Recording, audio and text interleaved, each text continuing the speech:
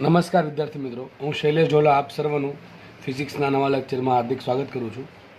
Last લેક્ચર્સમાં આપણે પ્રક્ષેપ ગતિની ચર્ચા કરેલી છે.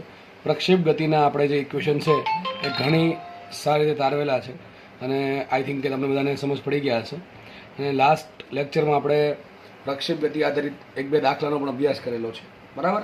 આજે આપણે તમારા ચોપડીનું ઉદાહરણ 4.8નો અભ્યાસ કરીશું. ચલો, રકમ તમને સ્ક્રીન પર દેખાતી હશે કે આવું લખ્યું છે. એક પર્વતરોહક જમીનથી 490 મીટર ઊંચાઈએ પર્વતની ધાર પર ઊભો છે. તે એક પથ્થરને સમક્ષિતિજ દિશામાં 15 મીટર પર સેકન્ડના પ્રારંભિક વેગથી ફેંકે છે. હવાના અવરોધને અવગણતા પથ્થર કેટલા સમયમાં જમીન પર પડશે તે શોધો તથા જમીન પર અથડાતી વખતે તેનો વેગ શોધો. અને જી લેવાનું કીધું છે આપણને 9.8 મીટર પર સેકન્ડ સ્ક્વેર. ચલો, આપણને જે ડેટા આપેલો છે એ આપણે આકૃતિ દોરીને સમજીએ શું કહે છે. માનો કે એક પર્વત છે, બરાબર છે. પર્વતનો તો કોઈ પણ આકાર હોઈ શકે. સિમ્પલ તમને સમજાવવા માટે મેં કોઈ પર્વત દોરી દીધો. માનો કે એક વ્યક્તિ ઊભો છે. હવે વ્યક્તિની પાસે એક પથ્થર છે અને પથ્થરને કઈ રીતે ફેંકે છે? એ પથ્થરને ફેંકે છે સમક્ષિતિજ દિશામાં. જો ખાસ વાંચો શું લખ્યું છે. પથ્થરને સમક્ષિતિજ દિશામાં ફેંકે છે 15 મીટર પર સેકન્ડના વેગથી. માનો કે પથ્થર આપણે અહીંયા કોઈ પથ્થર છે, ધારો કે એને આ રીતે ફેંકે છે, જાય છે આ દિશા, બરાબર. આ જમીન છે ને આ છે ચિરોલમ દિશા. તો પથ્થરને આ ડાયરેક્શનમાં ફેંકે છે. આપણે બધાને ખબર છે પથ્થરને ભલે આમ ફેંકે છે પણ પથ્થર કંઈક આ પ્રમાણે કંઈક પડશે, બરાબર. કંઈક આ પ્રમાણે પડશે અહીંયા. સિમ્પલ કંઈક આપણને અહીં ખબર છે. કારણ શું? પથ્થર આમ કેમ નહીં જતો? પથ્થર સીધો જ કેમ નહીં ગયો? અરે ભાઈ, એના પર ગ્રેવિટેશનલ એક્સેલરેશન લાગે, એના પર પૃથ્વીનું ગ્રેવિટી લાગે, એટલે પથ્થર આમ સીધો નહીં જાય, બરાબર. એ થોડોક આ પ્રમાણે પરવલયાકાર માર્ગે જમીન પર પડશે. ક્વેશ્ચન એવો છે, તો પથ્થર જ્યારે જમીન પર પડે ત્યાં સુધીમાં કેટલો સમય વીતી ગયો છે? એટલે કે પથ્થરને જમીન પર પહોંચવા લાગતો સમય શોધવાનો છે. અને બીજું એ પણ શોધવાનું છે કે પથ્થર જ્યારે જમીન પર અથડાય છે ત્યારે એની વેલોસિટી કેટલી છે આપણે શોધવાનું છે, બરાબર. તો દાખલો ઇઝી છે, દાખલામાં કંઈ છે નહીં. આગળ જે વસ્તુ ભણાવી છે એનો જ યુઝ કરવાનો છે. અહીંયા ડાયરેક્ટલી તમે કોઈ ઇક્વેશન યુઝ કરી શકો નહીં, પણ આપણે અહીંયા ઇક્વેશન બનાવવાના. ચલો ફટાફટ વિચારીએ. આપણે પહેલાં આપણે કઈ કઈ વસ્તુ ધારી શકીએ તો આવું ધારી શકીએ. હવે આપણને રકમ એવું ચોખ્ખું કીધું છે કે પથ્થર પર કોઈ પણ પ્રકારનું હવાનું અવરોધક બળ લાગતું છે નહીં, અથવા પથ્થર પર લાગતા હવાના અવરોધક બળને અવગણવાનું છે. તો મને એમ કહો, પથ્થર પર આ દિશામાં કોઈ બળ લાગે છે? ના. આપણે એમ કહી દઈએ કે ધારો કે આ દિશા એક્સ છે અને આ દિશા વાય છે. સિમ્પલ, બરાબર. આ ડાયરેક્શન જે સમક્ષિતિજ દિશા છે એ એક્સ છે અને શિરોલમ દિશાને આપણે વાય કહી દઈએ, બરાબર. તો હું તમને પ્રશ્ન પૂછું કે પથ્થર પર આ દિશામાં કોઈ બળ લાગે છે? ના, નથી લાગતું. કોઈ પણ પ્રકારનું બળ લાગતું નથી. એ વખત પથ્થર અહીંથી છૂટશે એટલે ઓટોમેટિકલી નીચે આવશે. નીચે શું કામ આવે છે? ગ્રેવિટેશનના કારણે. તો ગુરુત્વાકર્ષણ બળ લાગે છે પણ કઈ દિશામાં? વાય દિશામાં. એક્સ ડાયરેક્શનમાં કોઈ પણ પ્રકારનું ગ્રેવિટેશનલ ફોર્સ લાગતું છે નહીં. તો આપણે વિચારી શકીએ પથ્થર પર લાગતું એક્સ ડાયરેક્શનનું બળ કેટલું? Fx બરાબર 0 છે. વાય દિશામાં બળ લાગે છે, આ લાગે છે, કયું લાગે છે? mg, બરાબર છે. એ આપણે આવું ઘડી પછી ચર્ચા કરીએ તો લખી શકાય કે એક્સ ડાયરેક્શનમાં કોઈ પણ પ્રકારનું બળ નથી, તો એક્સ ડાયરેક્શનમાં પ્રવેગ પણ 0. તો લખી શકીએ આપણે ax બરાબર 0. આ ચર્ચા આપણે પ્રક્ષેપ ગતિમાં પણ કરેલી છે, બરાબર છે. હવે કામ કરીએ, એક કામ કરીએ આપણે છે ને, શિરોલમ દિશામાં ઉધ્વ દિશાને ધન ધારી લઈએ તો અધો દિશાને ઉધ્વ દિશા છે એને ધન ધારીએ તો અધો દિશા થશે ઋણ. અથવા તમે એનું ઉલટું ધારો તો પણ કંઈ ફરક પડે નહીં. તમે અધો દિશાને ધન ધારો અને ઉધ્વ દિશાને ઋણ ધારો તો પણ ચાલે, બરાબર છે. આઈ થિંક આપણે આગળના કેસમાં છે ને જે પ્રક્ષેપ ગતિની થિયરી ભણાવી છે એમાં મેં તમને શિરોલમ દિશામાં ઉધ્વ દિશા ધન લીધી હતી અને અધો દિશા ઋણ લીધી હતી, બરાબર. એ બધાને ખબર પડી ગઈ છે. અહીંયા આપણે ઉલટું કરીએ. જો હજી કહું છું, તમે બેમાંથી કોઈ પણ એક કરી શકો. આન્સરમાં કોઈ ફરક પડશે નહીં. આ પ્લસ માઇનસ આવશે આગળ, બરાબર છે. પ્લસ માઇનસ આવે એને તમે જે ધારણા કરી છે એ મુજબ તમારે સમજવું પડે અથવા સમજાવવું પડે. હવે આગળના કેસમાં મેં તમને એવું કીધું હતું ઉધ્વ દિશા ધન અધો દિશા ઋણ, તો આપણે એ પ્રમાણે કર્યું હતું પ્રક્ષેપ ગતિની થિયરીમાં. અહીંયા ઉલટું કરું છું. ધારી લઉં કે ભાઈ એક કામ કરું, લખી દઉં છું અહીંયા અધો દિશા ધન લઈ લઉં. અધો દિશાને કઈ લઈ લઉં છું? ધન. અને તો ઓટોમેટિકલી ઉધ્વ દિશા થઈ જશે ઋણ, બરાબર. સમજ બધાને પડતી હશે. અધો દિશા ધન લેવામાં આવશે તો ઉધ્વ દિશા થઈ જશે ઋણ. ચલો, તો fx બરાબર 0 હશે તો ax બરાબર પણ 0 હશે. હવે મને એમ કહો, વાય દિશામાં કોઈ બળ લાગે છે? આ એક લાગે છે. વાય ડાયરેક્શનમાં ટૂંકમાં આ દિશામાં હંમેશા પૃથ્વી એને ખેંચે છે, બરાબર છે. તો નીચે તરફ કયું પ્રવેગ લાગશે એના પર? નીચે તરફ પ્રવેગ લાગશે g. હવે આપણે એક કામ કરીએ. આપણને ખબર છે અધો દિશા ધન એટલે કે નીચેની જે દિશા છે એ ધન છે, તો ગુરુત્વ પ્રવેગ પણ ધન થશે. ત્યાં શું આવશે? ay બરાબર આવશે પ્લસ જી. ay બરાબર શું આવશે? પ્લસ જી આવશે ભાઈ, માઇનસ જી નહીં આવે. માઇનસ જે કયા કેસમાં આવત? તમે ઊંધું ધાર્યું હોત કે અધો દિશા ઋણ ધારો, ઉધ્વ દિશા ધન ધાર્યું હોત તો તમારો AY આવત -G. પણ અહીંયા આપણે ચોખ્ખું દેખાય છે કે અધો દિશા ધન છે, તો ટૂંકમાં નીચે અધો દિશામાં જે પણ ભૌતિક રાશિઓ આવશે, સદિશ રાશિઓ, એની દિશા ધન લેવી પડે, અને ઉપર તરફ જે આવશે એની દિશા ઋણ લેવી પડશે. તો આપણો ગુરુત્વ પ્રવેગ G થશે ધન. આટલી ખબર પડી ગઈ? તો AY બરાબર આપણને મળ્યું +G. બરાબર? આ તો આપણને ખબર જ છે, x બરાબર 0 ને AY બરાબર +G. આગળ વાત કરીએ, બાકી એની જરૂર પડશે. હવે જરૂર પડશે વેગ, પ્રારંભિક વેગની. તો જુઓ, પ્રારંભિક વેગ કઈ દિશામાં છે? V0 આ દિશામાં છે. કઈ દિશામાં છે? માત્ર x દિશામાં છે. શું પ્રારંભિક વેગનો કોઈ ઘટક y દિશામાં હશે? નહીં હોય. તમે ધ્યાનથી સમજો.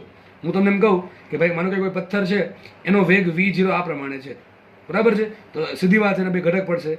એક ઘટક પડશે V0x અને એક ઘટક પડે V0y. સમજો, ખાસ સમજો, બરાબર છે? પણ હું તમને એમ કહું કે પ્રારંભિક વેગ છે ને આ પ્રમાણે છે, આ રીતે, બરાબર કે નહીં?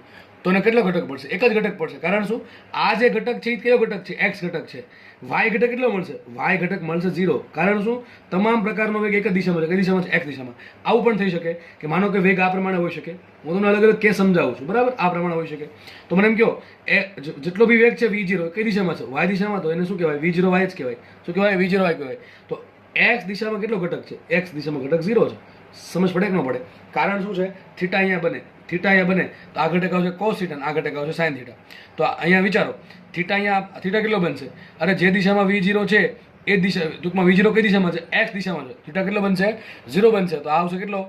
V0x બરાબર આવશે V0 cos 0, અને cos 0 કેટલા હોય? 1 હોય. અને આ ઘટક કેટલો આવશે? V0 sin 90. સોરી, V0 કેટલા આવશે? મને ખબર છે, V0 sin 0 ડિગ્રી, અને sin 0 હોય 0, તો આ ઘટક 0 આવશે. બરાબર છે? આ સાઇન કોસમાં પડવું ના હોય તો સીધું જ દેખાય છે, બરાબર? કે ભાઈ જે બી વેગ છે એ બધો x ડાયરેક્શનમાં જ છે, બરાબર કે નહીં? અહીંયા જો એ જે વેગ છે ત્રાસો છે. તમે એમ ના કહી શકો બધો વેગ x ડાયરેક્શનમાં છે. થોડોક વેગ છે x ડાયરેક્શનમાં છે, થોડોક વેગ y ડાયરેક્શનમાં છે. અહીંયા તો તમામ વેગ x ડાયરેક્શનમાં છે. તો જે V0 છે એ જ V0x છે, અને V0y 0 છે. અને આ કેસમાં તમામ પ્રકારનો વેગ y દિશામાં છે. તો જે V0 છે એ જ V0y છે, અને V0x 0 છે. અહીંયા વિચારો તો આમ વિચારી શકો કે ભાઈ આ x દિશા હોય અને આ થઈ ગયો વેગ, તો કેટલો ખૂણો બનશે? 90 ડિગ્રીનો ખૂણો બનશે. આ ઘટક કેટલો આવશે? V0x બરાબર આવશે V0 cos 90. cos 90 હોય 0 એટલે આ ઘટક 0 આવ્યું, અને આ ઘટક આવશે V0 sin 90.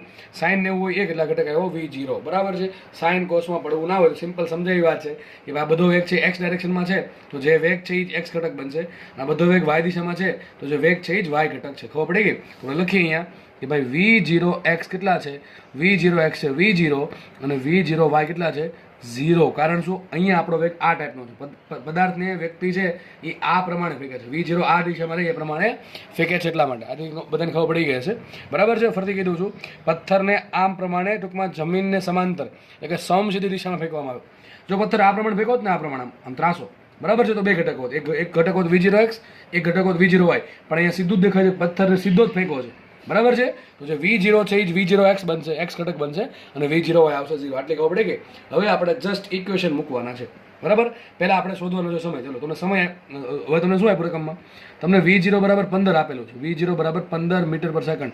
તો આપણે ખબર પડી ગઈ જેટલો V0x છે, V0x એ કેટલો છે? V0 છે કેટલો હશે? 15 મીટર પ્રતિ સેકન્ડ. તો આપણે એક તો V0x નું સમીકરણ મૂકી શકીએ, એક મૂકી શકીએ V0y નું. એના પરથી મને સમય મળી જશે, બરાબર? ફટાફટ આપણે આગળ વધીએ. હવે જુઓ તમે, આપણે વેગનું સમીકરણ મૂકીએ. ચલો, વેગ સમીકરણ શું આવે? V બરાબર V0 પ્લસ AT. આવું આપણને ખબર છે સમીકરણ આ રીતનું આવશે, બરાબર છે? અને બે ઘટક પડશે. જુઓ, બે ઘટક કયા પડશે? એક તો Vx બરાબર શું આવશે? Vx બરાબર V0x પ્લસ AXT, બરાબર કે નહીં? આપણે x ઘટક માટે લખ્યું. અને એક આવશે y નું સમીકરણ. Vy બરાબર શું આવશે? Vy બરાબર V0y plus AY into T. આ થઈ ગયું, બરાબર છે? હવે જુઓ, અહીંયા x કેટલા છે? Ax તો 0 છે, x તો 0 છે, મૂકી દઈએ. માટે Vx બરાબર કેટલા આવશે? Vx બરાબર V0x પ્લસ 0 ઇન્ટુ T. માટે સાબિત થયું કે Vx બરાબર શું છે? V0x. ને V0x કેટલા છે?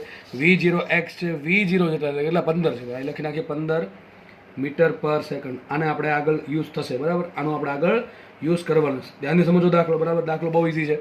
આપણે Vy નું સમીકરણ મૂકીએ તો Vy બરાબર શું આવશે? માટે Vy બરાબર V0y. ચલો ધ્યાનથી સમજો, તમને આમ એક નવું વસ્તુ શીખવાડું છું.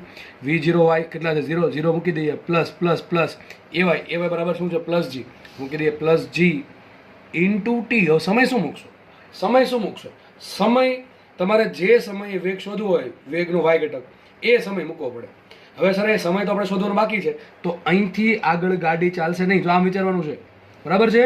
હવે મારે કોઈ બી રીતે સમય શોધવો પડે, બરાબર છે. રકમમાં મને બે વસ્તુ પૂછી છે. પહેલી વસ્તુ કઈ, ચલો લખી દઉં છું. પહેલી વસ્તુ એમ પૂછી છે કે જમીન પર પડવા લાગતો સમય, જમીન પર પડવા અથવા પહોંચવા લાગતો સમય, ટૂંકમાં મારે સમય શોધવાનો છે, લાગતો સમય. એક તો આ ક્વેશ્ચન છે. અને બીજો છે જમીન પર પહોંચે ત્યારે વેગ, જમીન પર પહોંચે ત્યારનો વેગ. જમીન પર ધારો કે આ પ્રમાણે પડે છે તો વી વેગ હશે. કેટલો વેગ હશે? વી વેગ હશે. વી વેગ મને ડાયરેક્ટ નહીં મળે, વી વેગ ડાયરેક્ટ નહીં મળે, એના બે ઘટક પડશે. એક ઘટક પડશે કેટલો? વી એક્સ, અને એક ઘટક પડશે વી વાય. હવે ધ્યાનથી સમજો ભાઈ. જ્યારે પથ્થર છે જમીન પર આ પ્રમાણે ધીમે ધીમે ધીમે પડશે, એનો માર્ગ કેવો છે? પરવલયાકાર. કેવો છે માર્ગ? પરવલયાકાર. જ્યારે જમીન પર ધારો કે વી વેગથી પડે, કેટલા વેગથી પડે છે? વી વેગથી. હવે મને ડાયરેક્ટલી વી નહીં મળે, મારે એના બે ઘટક શોધવા પડે. એક ઘટક ધારો કે જેનો વી એક્સ અને એક ઘટક છે વી વાય. હવે મને વી એક્સ તો મળી ગયું, ક્યાંથી મળે? જો વી એક્સ કેટલા મળ્યા? કોઈ પણ સમયે વી એક્સ કેટલા છે? કોઈ પણ સમયે વી એક્સ છે V0 એક્સ એટલા, એટલે કેટલા? 15 મીટર પર સેકન્ડ. કોઈ પણ સમયે વી વાય કેટલા છે? તો કોઈ પણ સમયે વી વાય છે, લખીએ અહીંયા. માટે વી વાય બરાબર 0 + GT કેટલા થઈ જશે? G × T. તો મારે વી વાય શોધવો હોય તો મારે ટીની જરૂર પડે. ચલો જી તો મને મળી ગયા કેટલા? 9.8 × T. હવે તમારે વી વાય ક્યારે શોધવાનું છે? તમારે આ વેગ ક્યારે શોધવું છે? જ્યારે પથ્થર જમીન પર પડે ત્યારે. ધ્યાનથી સમજજો, બાકી ઉપરથી જશે. મારે રકમના એમ કીધું છે કે વેગ શોધો. વેગ મારે વી શોધવો છે ક્યારે? જમીન પર પડે ત્યારે. હવે જમીન પર પડે ત્યારનો વેગ મને ડાયરેક્ટ મળશે નહીં, મારે એના બે ઘટક જોશો. કયા કયા? વી એક્સ ને વી વાય. મને વી એક્સ વી વાય મળી જાય તો મને જમીન પર કેટલો વેગ છે એ મળી જાય. તો મારે જમીન પર વી એક્સ શોધવું પડે, અને જમીન પર પડે ત્યારે વી વાય શોધવું પડે. હવે કોઈ પણ સમયે વી એક્સ કેટલું છે? વી એક્સ બરાબર V0 એક્સ બરાબર 15. ટૂંકમાં તમને ખબર છે કે એક્સ ડાયરેક્શનમાં કોઈ પ્રવેગ છે નહીં, તો ટૂંકમાં આ ઘટક અચળ રહે. આ કેટલો વેગ હશે? 15 નો ઘટક 15 જ રહેશે, બરાબર, બદલશે નહીં, કારણ કે એમાં સમય આવતો છે નહીં. તો 15 15 15 આવું તમને શીખવાડેલું જ પણ છે પ્રક્ષેપ ગતિમાં, બરાબર. તો વી એક્સ એટલા આવશે? વી એક્સ બરાબર 15. આપણે ચલો એક મળી ગયા. વી એક્સ બરાબર V0 એક્સ બરાબર 15. કોઈ પણ સમયે એક્સ ડાયરેક્શનમાં વેગ છે કેટલો હશે? 15 જ હશે. હવે વાત કરીએ વી વાય. ચલો વી વાય કઈ રીતે મળશે? તો આપણે સમીકરણ મેળવી દીધું ઓલરેડી કે વી વાય બરાબર છે GT, એટલે કેટલું? 9.8 × T. હવે મારે વી વાય શોધવું હોય તો મારે ટી શોધવું પડે. ટી કયા સમય શોધવાનું છે? જ્યારે પથ્થર જમીન પર પડે એ સમય મારે મૂકવો પડે. કેમ? એવું કેમ સર? એવું એટલા માટે કે તમારા જે વેગ શોધવો છે વી ક્યારે શોધવો છે? જમીન પર પથ્થર પડે ત્યારનો વેગ શોધવો છે. તો વી વાય શું મળે તમને? જમીન પર પથ્થર પડે ત્યારનો વેગ વાય દિશામાં જે છે એ છે વી વાય. તો મારે એ સમય કેવો મૂકવો પડશે? જમીન પર પડવા પહોંચવા લાગતો સમય મારે મૂકવો પડશે. તો દાખલો અહીંથી આગળ વધશે નહીં. મને વી એક્સ ભલે મળી ગયું, પણ જ્યાં સુધી વી વાય નહીં મળે ત્યાં સુધી વી મળશે નહીં. અને વી ક્યાં સુધી નહીં મળે? જ્યાં સુધી વી વાય નહીં મળે. વી વાય ક્યાં સુધી નહીં મળે? જ્યાં સુધી તમને જમીન પર પહોંચવા લાગતો સમય નહીં મળે તો ત્યાં સુધી. પણ કંઈ વાંધો નહીં, આપણે સમીકરણ ક્વેશ્ચન 1 છે એમાં જમીન પર પહોંચવા લાગતો સમય શોધવાનો જ છે, બરાબર. તો કામ કરીએ, જમીન પર પહોંચવા લાગતો સમય પહેલાં શોધી નાખીએ. ચલો હવે તમારી પાસે રકમમાં કઈ વસ્તુ એવી છે કે જેનો તમે ઉપયોગ કરીને સમય શોધી શકો? ચલો એ વિચારવાનું રહ્યું. મેં તમને હમણાં કીધું કે નવું શીખવા મળશે. એ વસ્તુ એ છે કે તમે કદાચ આ પ્રમાણે સ્ટાર્ટ કરો તો કોઈ જગ્યાએ આવીને અટકી પડો ત્યારે વિચારવાનું અટકી પડો ત્યારે વિચારવાનું દાખલામાં આવી બીજી કઈ વસ્તુ આપી છે કે જેના પરથી હું દાખલો ગણી શકું. તમને એક વસ્તુ આપી છે, આજે પર્વત છે ને ઊંચાઈ આપી. કેટલી આપી પર્વતની ઊંચાઈ? 490 મીટર. કેટલી આપી? 490 મીટર, બરાબર છે. તો મને પર્વતની હાઈટ આપેલી છે h, બરાબર. h અથવા વાય આપેલ. શું આપેલ છે? વાય. વિચારો, પથ્થર છે અહીંયા હતો અને પથ્થર અહીંયા પહોંચી ગયો, એના માટે સ્થાનાંતર કેટલો આવશે? એના માટે સ્થાનાંતર આવશે 490. કેટલો આવશે?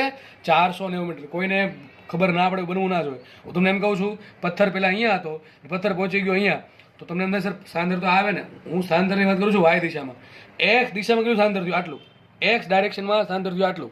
વાય દિશામાં સ્થાનાંતર થયું આટલું. અને કુલ સ્થાનાંતર થયું આટલું. મારે અહીંયા વાય દિશામાં શું આપ્યું મને?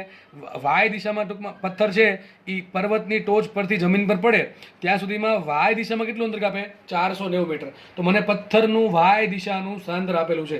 સૂત્ર કયું આવશે? અરે સર તમને અંતર આપ્યું છે, સમય શોધવો છે. અંતર સમય શોધવો હોય, સૂત્ર કયું? D બરાબર V0T પ્લસ હાફ AT². આપણે આ સમીકરણનો ઉપયોગ કરી શકીએ. આ સમીકરણમાં તમને એક્સ આપ્યો, વાય આપ્યો. મને આપ્યું છે વાય, બરાબર. મને આટલું આપ્યું છે. આટલું શું થયું? પથ્થરનું વાય દિશાનું સ્થાનાંતર. આને કહેવાય પથ્થરનું એક્સ દિશાનું સ્થાનાંતર. આને કહેવાય આ બે લાઈન, આ બે પથ્થરની જે પ્રારંભિક પોઈન્ટ અને અંતિમ પોઈન્ટને જોડો શું મળે? પથ્થરનું કુલ સ્થાનાંતર. બરાબર, આપણે એમાં કોઈ ઇન્ટરેસ્ટેડ નથી. મારે શું શોધવું છે? મારે સમય શોધવો છે. એના માટે મને પથ્થરનું વાય દિશાનું સ્થાનાંતર આપ્યું છે. તો સમીકરણ આમાં આ જે સમીકરણ છે એમાં ડી શું છે? ડી અંતર નથી. મેં તમને ત્યારે કીધું હતું, ચેપ્ટર નંબર 3 કીધું હતું. એવું લાગે તો યુટ્યુબમાં ફરીથી જોઈ લેવું. એમાં ડી એમ કીધું, ડી છે એ સ્થાનાંતર છે. તો મારે શું મૂકવું પડે? એક કામ કરે, વાય માટે સમીકરણ શું લખાય? વાય માટે લખાય વાય બરાબર v0yt પ્લસ હાફ AYT², બરાબર કે નહીં? અને એક્સ માટે શું લખાય? એક્સ બરાબર v0xt પ્લસ હાફ AXT². ચલો, રકમમાં મને એક્સ આપ્યો કે વાય આપ્યો? મને રકમમાં આપ્યું છે વાય. કે ભાઈ પથ્થર છે એ 490 મીટર પર્વતની ટોચ પર છે, જમીન પર પડે છે, તો ડેફિનેટલી પથ્થરનું સ્થાનાંતર વાય દિશામાં કેટલું હશે? 490 મીટર. હવે સ્થાનાંતર થાય છે નીચેની દિશામાં, સ્થાનાંતર થાય છે નીચે દિશામાં, બરાબર છે. અને નીચેની દિશામાં ધન ધારી છે તો આ પણ મારા માટે ધન થઈ જશે. તો વાય બરાબર આવશે +490. લખું છું અહીંયા, વાય બરાબર આવશે +490 ઇઝ ઇક્વલ ટુ v0y. ચલો, v0y કેટલા છે? v0y છે 0. આ ચાર કિંમત હંમેશા પ્રક્ષેપ ગતિનો દાખલો પૂછાય ત્યારે તમારે હંમેશા તમારી પાસે ચાર કિંમત હોવી જોઈએ, ax ની, ay ની, v0x ની, v0y, કારણ કે ચાર કિંમત દરેક સમીકરણમાં મૂકવી પડશે એટલા માટે. તો y બરાબર v0yt plus half AYT². v0 મૂકે 0 તો 0 ઇન્ટુ ટી પ્લસ હાફ એમને રોકો, એવાય આવશે +0 કેટલા? 9.8 અને t² રાખો એમને. આ તો 0 થઈ ગયું. 0 પ્લસ સમથિંગ આવશે, 2 લાવો એ સુધી જશે. 490 ગુણ્યા 2 થઈ જશે 980. એ આવશે 980 બરાબર 9.8 ઇન્ટુ t². તો માટે t² બરાબર આવશે 980 ભાગ્યા 9.8. સીધી વાત છે, શું આન્સર આવશે? 100 આન્સર આવશે. t² બરાબર 100 આવે. અને ભાઈ ખબર છે આપણને કે સમય ધન જ હોય તો t બરાબર શું આવશે? 10 સેકન્ડ. ચલો, મને મળી ગયું. તો મને એક આન્સર મળી ગયો કે પથ્થર છે એ 10 સેકન્ડમાં જમીન પર પડશે. પથ્થર છે 10 સેકન્ડમાં જમીન પર પડશે. ટૂંકમાં 10મી સેકન્ડે પથ્થર જમીન પર છે, જો હવાનો અવરોધ નહીં હોય તો. અને આપણે જે ચર્ચા કરી છે એ પ્રમાણે, બરાબર છે. ચલો, હવે મને છે ને એમાં પૂછ્યું અવધિ કેટલી. ચલો, એક્સ્ટ્રા કરાવું છું, કદાચ MCQ પૂછાય, બરાબર, કે ભાઈ આ કેસમાં અવધિ કેટલી? અવધિ કોને કહેવાય? અહીંથી જો અવધિ આન ન કહેવાય. અવધિ એટલે શું થાય? સમક્ષિતિજ કેટલું અંતર કાપ્યું. તો પથ્થર માટે સમક્ષિતિજ ટૂંકમાં અહીંથી લઈને અહીંયા સુધીમાં. તો આ જે છે ને અવધિ કહેવાય. આને શું કહેવાય? અવધિ કહેવાય, બરાબર. આ એક્સ જે છે ટૂંકમાં એક્સ મેક્સિમમ બરાબર શું થઈ જશે? અવધિ. ચલો, હવે ડેફિનેટલી ખબર પડી ગઈ છે કે પથ્થર ભાઈ 10 સેકન્ડમાં નીચે પડશે તો અવધિનું સૂત્ર ક્યાંથી મળે? અહીંથી મળે, બરાબર છે. એક્સ બરાબર ટૂંકમાં મારે અવધિ શોધ્યું એટલે એક્સ શોધવું. કેવું એક્સ? મહત્તમ એક્સ, બરાબર છે. તમે એક્સ કોઈ પણ જગ્યાએ શોધી શકો. અહીંયા એક્સ કેટલું? આટલું. અહીંયા એક્સ કેટલું? આટલું. એ એક્સ કેટલું? આટલું, બરાબર. આટલું. જ્યારે એકદમ જમીન પર પડશે ત્યારે આ જે અંતર છે આટલું અંતર, અહીંથી લઈને અહીંયા સુધીનું, એ થઈ જશે અવધિ, બરાબર. તો ચલો, એક્સ બરાબર શું આવશે? એક્સ બરાબર આવશે આર ફોર રેન્જ, એટલે અવધિ માટે, બરાબર છે. ઓકે, ચલો, એક્સનું સમીકરણ મૂકી દઈએ આપણે. એક્સ બરાબર મૂકી દઉં છું આર. v0x શું છે? v0x છે 15. શું કેટલા છે? 15. 15 ગુણ્યા ટી કયો? જે સમય તમારે એક્સ શોધવું છે એ સમય મૂકવો પડે. મારે એક્સ ક્યારે શોધવું છે? સોરી, મારે એક્સ ક્યારે શોધવું છે? પથ્થર જમીન પર પડે ત્યારે. પથ્થર જમીન પર ક્યારે પડે છે? 10મી સેકન્ડ. શું મૂકશું આપણે? ટી બરાબર મૂકશું 10 પ્લસ એમને હાફ એમને એક્સ બરાબર શું આવે? 0 ઇન્ટુ t² આવશે એમને. માટે શું આવશે? અવધિ બરાબર 150 મીટર. આ થઈ ગયું એક્સ્ટ્રા. આ તમને રકમમાં પૂછ્યું નથી પણ મેં કરાવી દીધું, બરાબર છે. કદાચ તમને MCQમાં અથવા જીનીટમાં કામ લાગશે બધું, બરાબર છે. અને આવા દાખલા 100% જીનીટમાં પણ પૂછાય છે. ઓકે, તો ખાસ યાદ રાખજો, ટી બરાબર 10 સેકન્ડ મળશે અને આર બરાબર કેટલા મળશે? આર બરાબર મળશે 150 મીટર, બરાબર. ઓકે, ચલો આગળ વધીએ આપણે. લાસ્ટ ક્વેશ્ચન સોલ્વ કરીએ. જમીન પર પહોંચે ત્યારનો વેગ આરામથી મળી જાય. જુઓ, જમીન પર પહોંચે ત્યારે વેગ ધારો કે v છે, બરાબર છે. તમે લખી નાખો તમારા ચોપડામાં કે ધારો કે પથ્થર જ્યારે જમીન પર પહોંચે ત્યારે તેનો વેગ v છે. આ આકૃતિ તમારી રીતે શાંતિથી વ્યવસ્થિત દોરવી. આ મેં તમને સમજાવવા માટે બધું દોરેલું છે, બરાબર. તમારે તમારી રીતે એકદમ વ્યવસ્થિત આકૃતિ દોરવાની છે. લખવાનું, ધારો કે પથ્થર જ્યારે જમીન પર પડે ત્યારે તેનો વેગ v છે. વેગના બે ઘટક પડશે. એક ઘટક પડશે vx અને એક ઘટક પડશે vy. એમાં આપણે ખબર છે કે vx છે એમાં ax બરાબર 0 હોવાથી vx છે v0x જેટલું જ હોય, બરાબર છે. પ્રક્ષેપ ગતિ હંમેશા યાદ રાખજો, x દિશાનો વેગ હંમેશા કેટલો હોય? પ્રારંભિક વેગના x ઘટક જેટલો, બરાબર. તો vx બરાબર v0x બરાબર 15 મળ્યું તો આપણને. તો vx મળી ગયો. ચલો, vx મળી ગયો આપણને. હવે શોધવું છે મારે vy. તો vy ના સમીકરણમાં t આવે છે. અમારે વેગ ક્યારે શોધવો છે? પથ્થર જમીન પર પડે ત્યારે. એના માટે મારે vy શોધવું પડે. vy ક્યારે શોધવું પડે? પથ્થર જમીન પર પડે ત્યારે. એના જે સમીકરણમાં ટી આવે છે એ ટી બરાબર શું પડે મારે? પથ્થર જમીન પર ક્યારે પડે છે. હું નેક્સ્ટ પેજમાં તમને વીવાયની કિંમત શોધીને બતાવું છું. તો મારે વેગ શોધવા માટે વીવાય શોધવો પડશે. તો vx બરાબર લખી દઉં છું. vx બરાબર કેટલા મળ્યા? v0x બરાબર કેટલા મળ્યા? 15. ચલો, આ 15 મળી ગયા. એકમ લખવાની જરૂર છે નહીં. લખવું લખી નાખી મીટર પર સેકન્ડ. અને વીવાય કેટલા મળશે? વીવાય બરાબર મળશે જી ઇન્ટુ ટી. જી કેટલા છે? 9.8 અને ટી મૂકવા પડે ને. હવે તમારે કયા સમય વીવાય શોધવો છે? પથ્થર જમીન પર પડે ત્યારે. તો લખીએ પથ્થર જમીન પર પડે, તમે લખી નાખો પથ્થર જમીન પર પડે ત્યારે ટી બરાબર 10 સેકન્ડ લેતા. ટી બરાબર 10 સેકન્ડ લેતા વીવાય બરાબર શું આવશે? વીવાય બરાબર આવશે 9.8 ગુણ્યા ટી કેટલા મૂકશો? 10. તો માટે વીવાય બરાબર આવશે 9.8 ગુણ્યા 10 98 મીટર પર સેકન્ડ. 1 સેકન્ડમાં વેગ કેટલો વધે? જી બરાબર 9.8 નો મિનિંગ એમ થાય કે 1 સેકન્ડમાં વેગ છે વાય દિશામાં 9.8 વધે. તો 10 સેકન્ડમાં કેટલો થઈ જાય? 98 થઈ જશે. બરાબર. ઓકે, ચલો તમને વીએક્સ મળી ગયો, મને વીવાય મળી ગયો, તમને શું મળશે? વી. ચલો તો આ પ્રમાણે કંઈક હતું. બરાબર છે કે ભાઈ અહીંયા કંઈક વી હતું, અહીંયા વીએક્સ હતું અને અહીંયા બન્યું હતું વીવાય. તો વી બરાબર શું મળશે? બરાબર, વેગના બે ઘટક છે, એક વીએક્સ ને વીવાય. બરાબર છે. સદિશ વી બરાબર શું લખાય? વીએક્સ આઈ કેરેટ માઇનસ વીવાય જે કેરેટ. બરાબર. તો વેગનું મૂલ્ય માંગ્યું છે. વી બરાબર વી સ્ક્વેર બરાબર શું આવશે? વી સ્ક્વેર બરાબર આવશે ઘટક પરથી કેટલે મળશે? V X square plus V Y square. ઘણા કિસ્સા ક્યાંથી હવે ભાઈ આમ જ આવ્યું. ઘટક વર્ગ કેટલે મળે? વી બરાબર એક્સ ઘટકનો વર્ગ પ્લસ વાય ઘટકનો વર્ગ. મેં બે બાજુ ડાયરેક્ટલી સ્ક્વેર કરી દીધા એટલે તમને આવું દેખાય છે. તો લખીએ આપણે વી અથવા આપ વાપરી શકો. તો વી સ્ક્વેર બરાબર શું આવશે? વી એક્સ કેટલો છે? 15. તો 15 નો વર્ગ કરો, કેલ્સી મારો, પ્લસ વીવાય છે 98 નો વર્ગ કરો, આનું કેલ્સી મારો. બરાબર, કેલ્સી મારશો એટલે પછી કેલ્સી મારો અને પછી શું કરો? બંને વેગનો વર્ગનો સરળો કરો. જે આન્સર આવશે એ શું આવશે? વી સ્ક્વેર આવશે. એનું વર્ગમૂળ કાઢો તો તમને શું મળશે? વી મળશે. તો 15 નો વર્ગ કેટલો આવશે? લખીએ વી સ્ક્વેર બરાબર 15 નો વર્ગ આવશે 225 પ્લસ 98 નો વર્ગ આવશે 9604. બંનેનો સરવાળો તો 98 25 29, 98 25 અને 98 29. તો વી સ્ક્વેર બરાબર આવશે 98 29 અને આનું તમે વર્ગમૂળ કાઢો તો તમને શું મળશે? વર્ગમૂળ કાઢવાથી મળશે વી. અને તમારે વર્ગ કેલ્શિયમ કંઈક મળશે વી બરાબર 99.14 આસપાસ મીટર પર સેકન્ડમાં. તો પથ્થર જે જમીન પર પડે ત્યારે આટલો વેગ હોય. તો દાખલો ઇઝી છે. બરાબર છે. ઘણી બધી વસ્તુ આવી છે, જેમ પ્રક્ષેપ બધી ભણાવી છે એ પ્રમાણે દાખલો અહીંયા ગણવો પડે. બરાબર છે. ગોખો તો નહીં જ આવડે, ગોખેલું યાદ નહીં રહીને આવડશે પણ નહીં. નેક્સ્ટ દાખલો જો. દાખલો ઘણો સારો છે. બરાબર છે. આવા દાખલા તમારે જીનીટમાં પણ પૂછાય છે. ઓકે, આખા દાખલામાં પ્રક્ષેપ બધી આખી આવી ગઈ.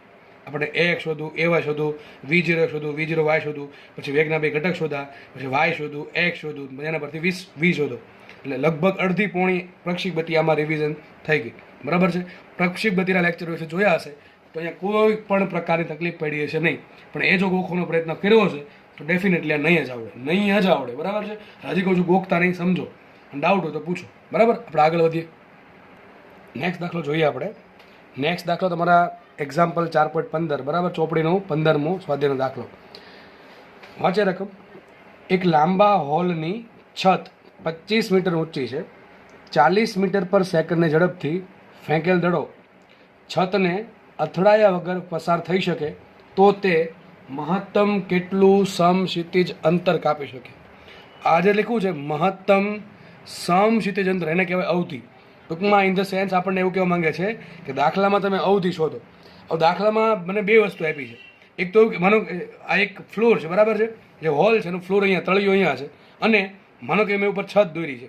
તમારે દડાને એ પ્રમાણે ફેંકવાનો કે જેથી એ છતને અટકે નહીં. બરાબર છે. અને બીજી વાત, એની ઝડપ છે કેટલી હોવી જોઈએ? 40 મીટર પર સેકન્ડ. દડાને 40 મીટર પર સેકન્ડના વેગથી ફેંકવાનો છે. એવી રીતે ફેંકવાનો છે કે 25 મીટર ઊંચી છતને અડકે નહીં અને મહત્તમ દૂર જાય. બરાબર, મહત્તમ દૂર જાય. આ કન્ડિશન છે. ધારો કે આપણે પેલો જે દડો છે એને થીટા 0 ખૂણે ફેંકીએ. કેટલા ખૂણે ફેંકીએ છીએ? થીટા 0 ખૂણે ફેંકીએ છીએ. કેટલા વેગથી? તો વી0 મને આપ્યા. વી0 કેટલા આપ્યા? 40. કેટલા આપ્યા? 40. ચલો મને વી0 આપ્યા છે, થીટા 0 આપ્યા છે નહીં. કયા ખૂણે ફેંકવાનું છે આપણે ડિસાઇડ કરવાનું છે. રકમમાં ભાઈ ખાસ સમજો, રકમમાં શું કહેવા માંગે છે? બે વસ્તુ કીધી છે. તમારે દડાને 40 મીટર પર સેકન્ડથી ફેંકવાનો છે, અને બીજી વસ્તુ એ પ્રમાણે ફેંકવાનો કે છતને અડકે નહીં અને દૂર જાય. બરાબર છે, દૂર જાય. બરાબર છે.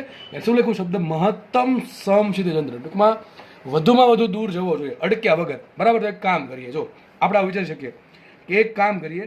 માનો કે દડો છે, બરાબર છે, એ લગભગ છતને અડકી જાય. લગભગ છતને અડકી જાય તો એની મહત્તમ ઊંચાઈ કેટલી આવશે? છતની હાઈટ જેટલી. છતની હાઈટ કેટલી છે? 25 મીટર. તો h બરાબર કેટલા મળશે? h બરાબર મળશે 25 મીટર. હું શું શોધું છું કે ભાઈ દડો માનો કે લગભગ એટલે કે માનો કે જસ્ટ ટચ કરીને નીકળી જાય, છતને જસ્ટ ટચ કરી, ટૂંકમાં એકદમ નજીકથી છતની એકદમ નજીકથી નીકળી જાય તો લગભગ આપણે ગણી શકશું કે જે દડો જે છે એની જે પ્રક્ષેપ ગતિ છે એમાં એની મહત્તમ ઊંચાઈ કેટલી હશે? 25 મીટર. કેટલી હશે? 25 મીટર. બરાબર. તો મને દાખલામાં એમ કીધું છે, લગભગ આવું કીધું છે કે દડાનો જે પ્રક્ષેપ ગતિ થાય છે એમાં દડાની મહત્તમ ઊંચાઈ 25 મીટર છે. તો દડા માટે અવધિ કેટલી હોય? ચલો શોધીએ આપણે. તો ફટાફટ આગળ વધીએ. દડા માટે મને મહત્તમ ઊંચાઈ આપી. ચલો મહત્તમ ઊંચાઈ સૂત્ર શું આવશે? તો લખીએ. દડા માટે લખું, તમે લખી નાખવાનું કે દડો જો લગભગ જે છત છે એને લગભગ સ્પર્શ્યા વિના પાસ થાય અને પ્રક્ષેપગતિ કરે તો લગભગ દડા માટે જે પ્રક્ષેપગતિ થાય છે એની મહત્તમ ઊંચાઈ આવશે 25 મીટર. લખીએ દડા માટે મહત્તમ ઊંચાઈ h બરાબર આપી આપણને 25 મીટર. હવે એક કામ કરીએ, અવધિ શોધવાની છે ને, શોધવાની છે અવધિ. અવધિનું સૂત્ર શું આવે? r બરાબર v0 square sign 2θ upon g. મને v0 તો આપી દીધા. ચલો કેટલા આપ્યા? v0 40 આપ્યા છે. v0 મને આપ્યા 40. જી આવી દીધા. ઘટે શું? θ0. શું ઘટે? θ0. બરાબર છે. આ θ લખો, θ0 લખો, ચાલશે. બરાબર છે. v0 સ્ક્વેર સાઇન 2θ0 બાય જી. હવે મારે જ્યાં સુધી θ0 ના મળે ત્યાં સુધી મને અવધિ મળે નહીં, પણ મને h આપ્યું છે. h ના સૂત્રમાં પણ θ0 આવે છે, તો h નું સૂત્ર મૂકીશ, એમાંથી હું θ0 શોધીશ અને અહીંયા મૂકી દઈશ તો મને અવધિ મળી જશે. તો આ પ્રમાણે તમારે વિચારવાનું છે. તો વિચારો. બરાબર. તો ચલો આપણે સૂત્ર મૂકીએ. h નું સૂત્ર શું આવે? v0 સ્ક્વેર સાઇન સ્ક્વેર θ0 છેદમાં 2g. શું આવશે? v0 સ્ક્વેર સાઇન સ્ક્વેર θ0 છેદમાં 2g બરાબર શું આપ્યા? 25 આપ્યા. આગળ વધીએ, કિંમત મૂકીએ અને કરતા બનાવીએ સાઇન સ્ક્વેર θ0. તો લખાશે સાઇન સ્ક્વેર θ0 બરાબર 25 ગુણ્યા 2 ગુણ્યા g. g કેટલા મૂકો? 9.8 ભાગ્યા શું કરો? v0 square. v0 સ્ક્વેર કેટલા છે? v0 સ્ક્વેર છે 40 નો વર્ગ. બરાબર કે નહીં?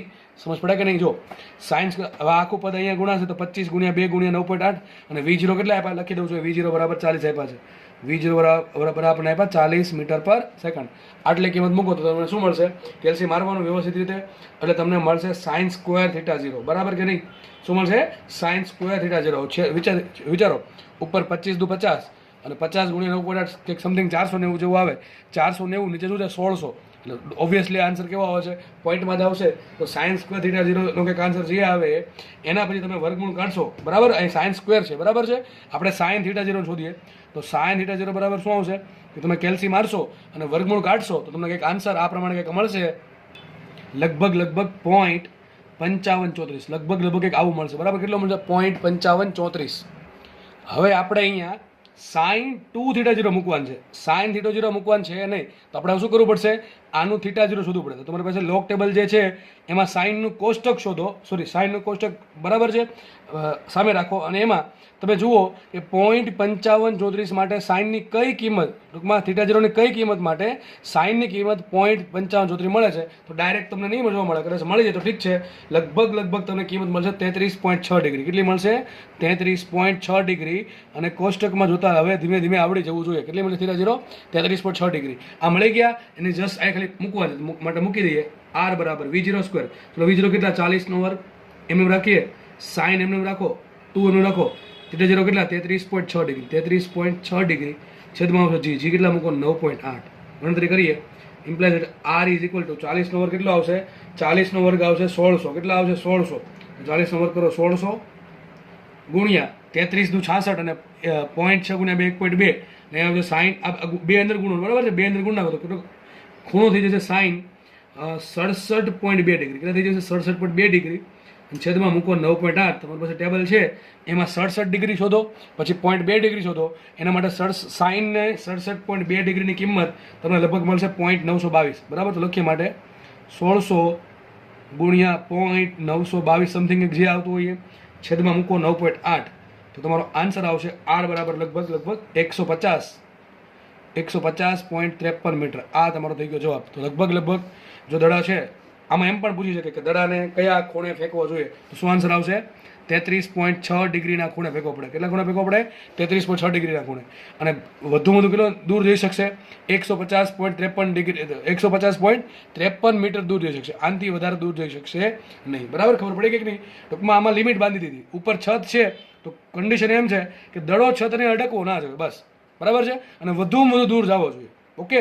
તો વધુમાં વધુ દૂર મોકલવો હોય તો આપણે એવું ટ્રાય કરવી પડે કે દડો છતને જસ્ટ અડકે. બરાબર. ટૂંકું અડકે નહીં, જસ્ટ છતને છતને ટૂંકમાં એકદમ સૂક્ષ્મ સ્પર્શ કરીને પાસ થઈ જાય તો વધુ દૂર પડે. ટૂંકમાં એચ આપણને આપી દીધું તો આર શોધવાનું છે, બસ દાખલા બીજું કંઈ છે નહીં. એ રાખીએ, નેક્સ્ટ લેક્ચરમાં નવો દાખલા કરીશું.